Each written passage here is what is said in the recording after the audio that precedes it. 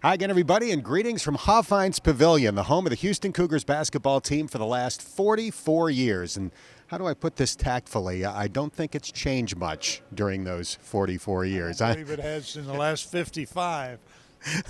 I'm not sure what that means. Melvin plays here.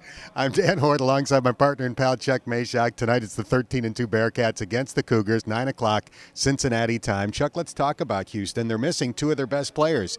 Daniel House averages about 16 points a game. L.J. Rose, 10 points and 5 assists. And yet, despite their absence, the Cougars are 2-0 in league play. They beat UConn on this court last week. Well, you beat UConn this year. They've got a whale of a guard combination, as you well know. So somebody had to control a game, and it was certainly Houston. They still have the big kid in the middle.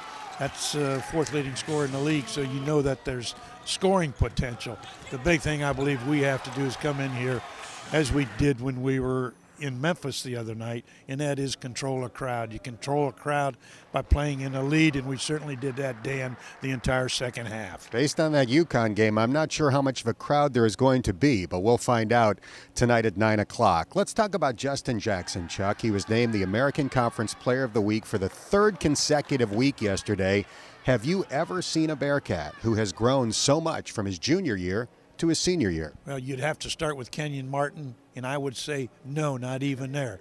Kenyon averaged 9.8, I believe, is the official figure his junior year before he had the world on fire as a senior. This young man averaged 3.5 points a game, and look where he is now. Even though this year he started slow, he's still double figures, right around 13 points a game. But that's not what makes Justin special.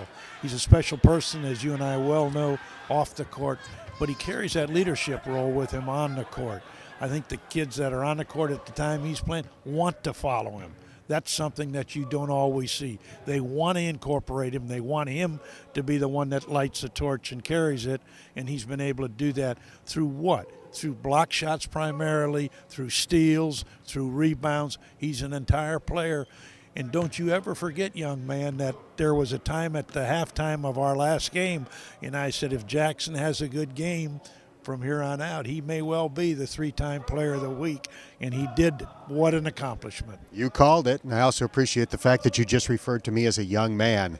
By the way, one more nugget on Justin Jackson. At his current pace, assuming that Cincinnati plays the minimum number of postseason games, one in the conference tournament, one in another tournament, he would set the single-season school record for block shots by one over the mark currently held by Eric Hicks. Again, it's Cincinnati against Houston tonight at 9 o'clock. Complete post-game coverage comes your way here on Bearcats TV.